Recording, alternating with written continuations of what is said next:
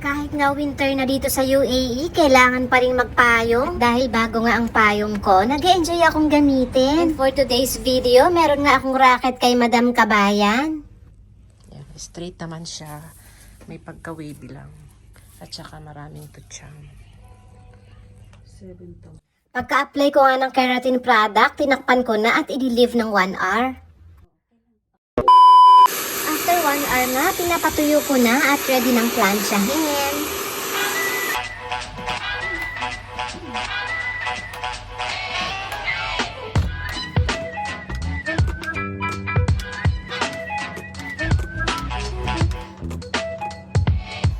Pagkatapos ng plansyahin, binanlawan na at ngayon pinapatuyo ko na. 10 seconds later.